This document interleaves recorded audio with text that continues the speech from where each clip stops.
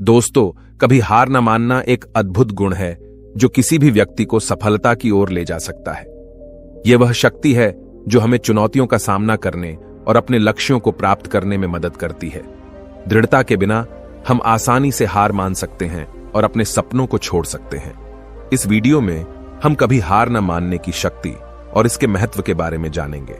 हम इस गुण के कुछ प्रसिद्ध उदाहरण को भी देखेंगे और सीखेंगे कि हम इसे अपने जीवन में कैसे विकसित कर सकते हैं। चाहे आप अपने करियर, अपने रिश्तों या अपने व्यक्तिगत विकास में सफल होना चाहते हैं, दृढ़ता आपके पास सबसे महत्वपूर्ण उपकरणों में से एक है। यह वीडियो आपको वह प्रेरणा देगा जो आपको आगे बढ़ने और अपने लक्ष्यों को प्राप्त करने के लिए आवश्यक है। तो आइए इसे आज की बौद्ध कहानी के माध्यम से समझते हैं कि दृढ़ता क्या है और यह हमारे जीवन में कैसे परिवर्तन ला सकती है। एक बार एक बहुत ही दुखी व्यक्ति एक महात्मा के पास आकर कहता है, मैं अपने जीवन से बहुत दुखी हूं। मैं अपने बीवी बच्चों और अपने परिवार को भी खुश नहीं रख सकता। मैं अपने लिए भी कुछ नहीं कर पा रहा। कभी कभी तो मुझे अपनी जिंदगी को खत्म कर देने के भी ख्याल आते हैं। आप इतनी साधनाएं करते हैं, इतनी तपस्या करते हैं, क्या आप मुझे कोई ऐसा मार्ग बता सकते हैं जिससे मैं अपने बुरे वक्त से बाहर आ सकूं? मेरा बहुत बुरा समय चल रहा है। 2 वक्त की रोटी का इंतजाम करना भी मेरे लिए बहुत मुश्किल हो गया है। अब आप ही बताइए कि ऐसे वक्त में मैं जिंदा रहूं तो कैसे रहूं, कैसे अपने परिवार को खुश रखूं? कृपया करके कोई साधारण सा तरीका बताने की अनुकंपा करें ताकि मैं आसानी से समझ सकूं, क्योंकि मैं बहुत पढ़ा लिखा नहीं हूं। अगर आप बड़ी बड़ी ज्ञान की बातें करेंगे तो शायद मैं कभी समझ भी नहीं पाऊंगा। यह सुनकर महात्मा ने मुस्कुराते हुए कहा कि तुम एक काम कर सकते हो मेरा। उसने सामने की तरफ इशारा करते हुए कहा कि उस ऊंची पहाड़ी पर एक मंदिर है और उस मंदिर के पास चींटियों का एक घर है जहां पर हजारों चींटियां रहती हैं। तुम्हें सुनने में बड़ा अजीब लगेगा, लेकिन वह चींटियां उस मंदिर की जमीन को खराब कर देती हैं।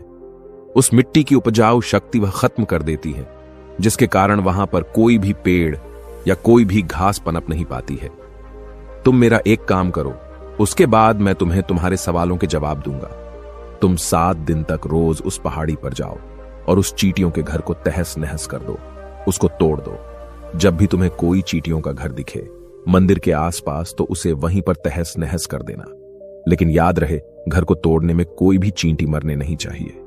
इस बात को समझने का प्रयास करते हुए वह युवक वहां से चला गया। शायद उसको कुछ समझ में नहीं आया था कि महात्मा जी ऐसा क्यों करवा रहे हैं। वह तो उन चींटियों पर अन्याय कर रहे हैं, उनका घर तोड़वा रहे हैं, उन्हें नुकसान पहुंचा रहे हैं। आखिर कौन महात्मा ऐसा करेगा? लेकिन फिर भी उस महात्मा की बात मानते हुए वह अगले दिन से ही पहाड़ी पर जाना शुरू कर देता है। जब वह पहले दिन पहाड़ी पर पहुंचता है तो देखता है कि बहुत सारी चींटियां अपना खाना जुटाने में लगी हुई हैं। सारी चींटियां कतार से चल रही थीं और अनाज के छोटे छोटे कण उठाकर अपने घर में जमा करती जा रही थी। यह देखकर पहले तो उस युवक का मन कमजोर पड़ गया। उसने सोचा कि ये इतनी मेहनत करके अपना घर भर रही हैं और मैं इनके घर को तबाह कर दूंगा तो इनको कितना बुरा लगेगा। लेकिन फिर उसने उस महात्मा की बात याद करते हुए उस घर को तोड़ना शुरू कर दिया। जल्द ही चींटियों में हाहाकार मच गया। वह इधर उधर दौड़ने लगी। अभी तक जो कतार में चल रही थी अब वह बिखर गई और इधर उधर अपनी जान बचाने के लिए भागने लगी। थोड़ी देर में घर टूट गया और सारी चींटियां इधर उधर छुपने के लिए भाग चुकी थीं। यह करने के बाद वह युवक दुखी मन से वापस अपने घर पर लौट आया। उसका मन परेशान था, दुखी था, पश्चाताप से भरा हुआ था। फिर उसने अपने बिस्तर में रात में लेटे लेटे ही सोचा कि अब तो उन चींटियों का घर तबाह हो चुका है। अब वहां वापस जाने से क्या प्रयोजन है? अब क्या फायदा होगा? क्योंकि चींटियों का घर तहस नहस करने के लिए महात्मा जी ने कहा था, जो मैं कर चुका हूं।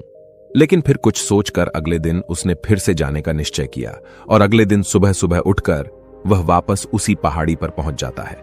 पहाड़ी पर पहुंचकर वह उसी जगह पर पहुंचता है जहां पिछली सुबह उसने उस घर को तहस नहस कर दिया था। लेकिन वह यह देखकर चौंक जाता है कि उन चींटियों ने फिर से अपना घर उसी जगह पर बना लिया था और अब वह फिर से अपने घर के लिए सामान इकट्ठा करने में जुटी हुई थी। उस आदमी को देखकर लगा कि यह चींटियां कितनी मूर्ख हैं। इनको पता है कि कल ही इनका घर इसी जगह पर तबाह किया गया है और उसी जगह पर उन्होंने अपना नया घर भी बना लिया। और यह सोचकर वह आदमी हंसने को हुआ। लेकिन फिर से महात्मा की बात याद करते हुए उसने उन चींटियों का घर फिर से तबाह करना शुरू कर दिया। फिर से उन चींटियों में हलचल मच गई और थोड़ी देर में वह चींटियां इधर उधर अपनी जान बचाने के लिए भागने लगी। कुछ ही देर में उनका घर फिर से नष्ट हो गया और वह युवक थोड़ा संतोष के भाव से कि इस बार तो मैंने अच्छी तरह से उस घर को तबाह कर दिया है, अब तो वह चींटियां यहां पर अपना घर बना ही नहीं पाएंगी। इसीलिए जाने से पहले उसने उस घर पर ठंडा पानी भी डाल दिया ताकि चींटियां वहां पर अपना घर न बना सकें। और इस तरह अपना कर्म पूरा करके वह युवक फिर से अपने घर लौट आया। आज रात में सोते वक्त फिर से वह इंसान यही सोच रहा था कि क्या महात्मा यह सही काम करवा रहे हैं? क्या किसी का घर तबाह करना किसी सिद्ध पुरुष को शोभा देता है?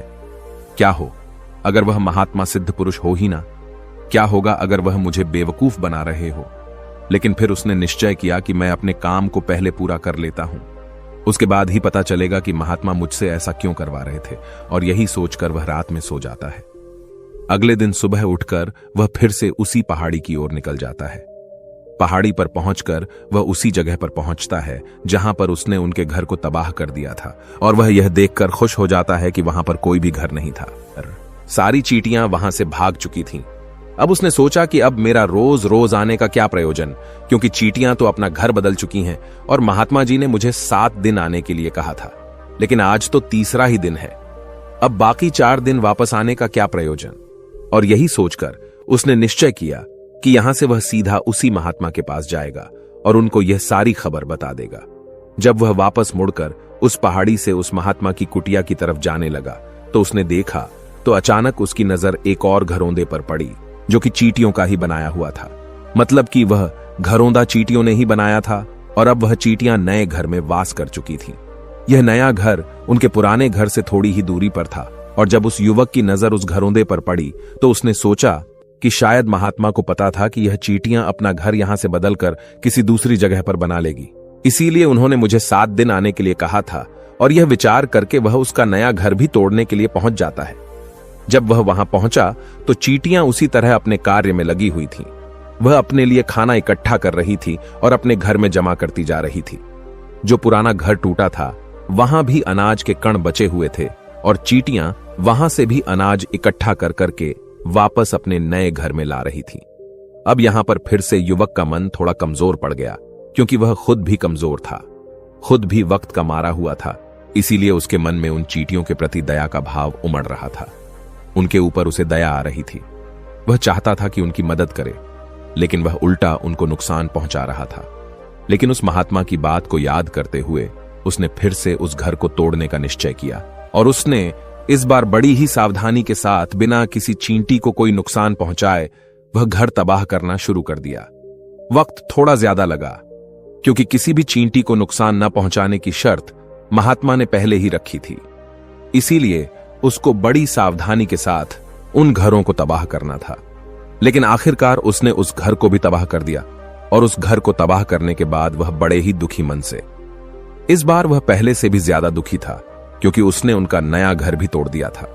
वह उन चींटियों को बसने ही नहीं दे रहा था और वह अब अपने आप को शैतान या दानव समझने लगा था। लेकिन फिर भी उस महात्मा की बात को मानते हुए वह अपने घर पर दुखी मन से वापस आ गया। रात में सोने से पहले एक बार उसने फिर से सोचा कि मैं कितना बड़ा शैतान हूं, कितना बड़ा दानव हूं।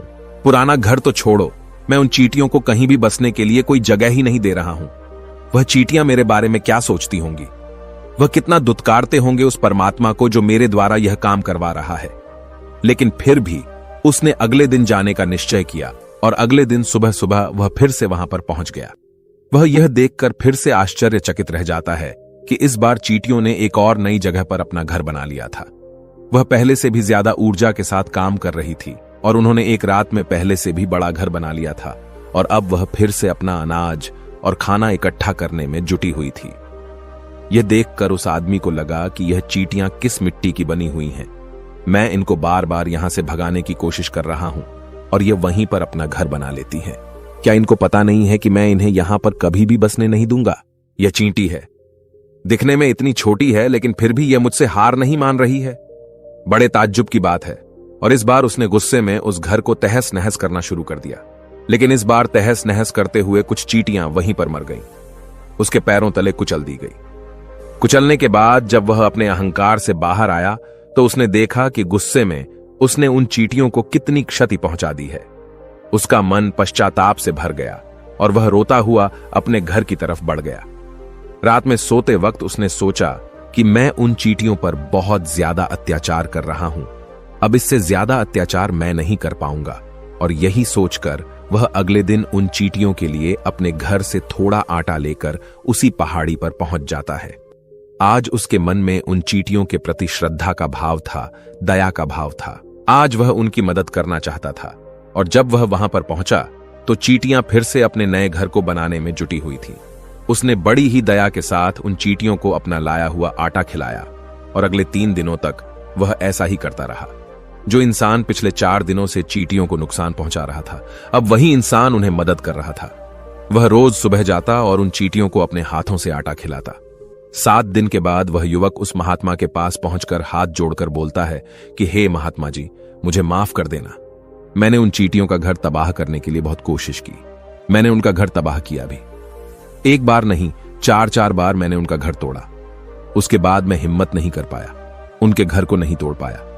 मैं समझ सकता हूं कि मैंने आपका काम पूरा नहीं किया और इसके बदले आप मुझे वह तरीके भी नहीं बताएंगे जो कि मुझे मेरे बुरे समय से बाहर निकाल सकते हैं।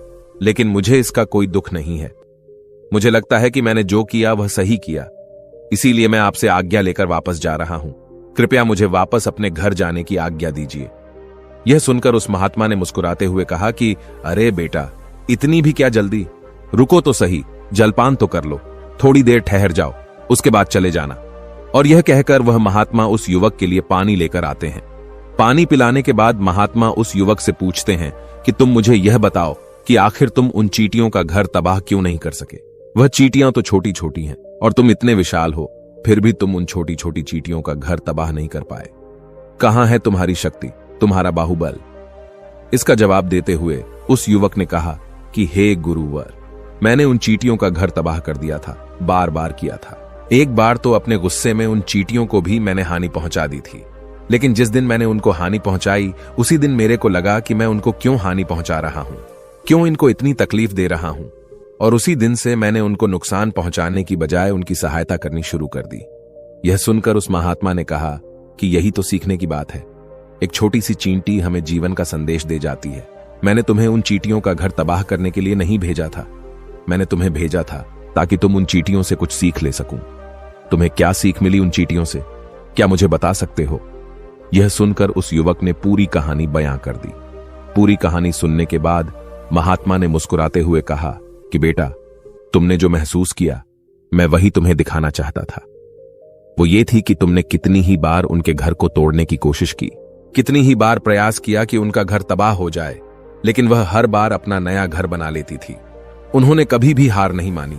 अगर वह हार मान लेती तो चींटियां तुम्हें वहां पर नहीं मिलती।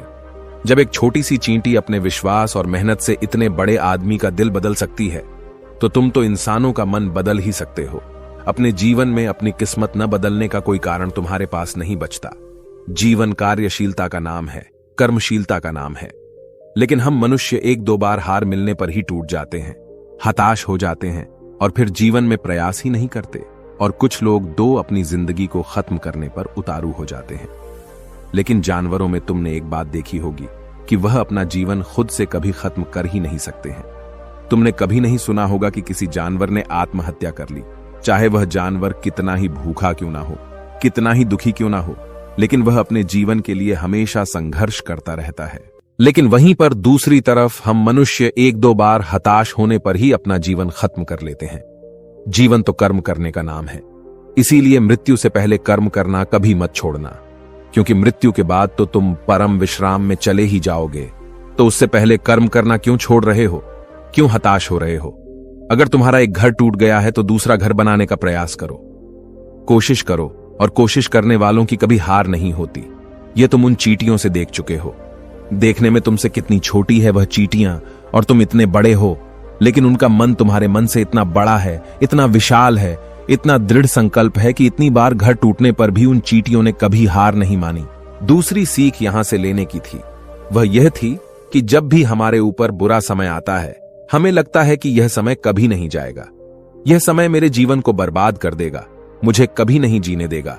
और अपने इन्हीं ख्यालों से, जिनका असलियत में कोई भी अस्तित्व नहीं है, वह सिर्फ विचार हैं, और वही विचार हमारे मन को दुखी कर देते हैं और इसीलिए हम प्रयास करना भी छोड़ देते हैं। लेकिन तुम खुद सोचो कि बार बार प्रकृति हमें दुख पहुंचाएगी, नुकसान पहुंचाएगी, लेकिन कब तक पहुंचाएगी?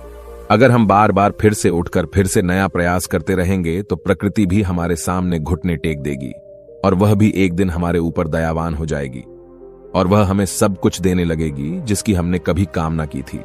इसीलिए यह भी कहा जाता है कि बुरा वक्त किसी का भी हमेशा नहीं रहता। तुमने खुद देखा कि तुम उन चींटियों को तबाह करने के लिए पहुंचे थे, लेकिन बाद में तुम्हें उन चींटियों को अनाज और आटा देने लगे। तुम ही उन पर कृपालु हो गए। क्यों हुए? क्योंकि तुमने देखा कि वह चींटियां हार ही नहीं मान रही है। इसी तरह अगर तुम भी अपने जीवन में कभी हार नहीं मानोगे तो एक न एक दिन यह प्रकृति तुम्हें वह सब कुछ देगी जो तुम अपने जीवन में पाना चाहते थे। इसीलिए हमेशा याद रखना, हमें बिना रुके, बिना थके और बिना परिणाम की चिंता के बस कार्य करते जाना है। और दूसरा यह कि एक न एक दिन प्रकृति तुम्हारे उस कर्म का परिणाम तुम्हें जरूर देगी। तो दोस्तों, कैसी लगी आपको यह कहानी? आप हमें कमेंट सेक्शन में जरूर बताना, और अच्छी लगी हो तो इस चैनल को सब्सक्राइब जरूर कर लेना। तो चलिए मिलते हैं ऐसी ही कोई नई कहानी में कोई नए मैसेज के साथ। तब तक के लिए अपना ख्याल रखें। धन्यवाद। नमो बुद्धाय।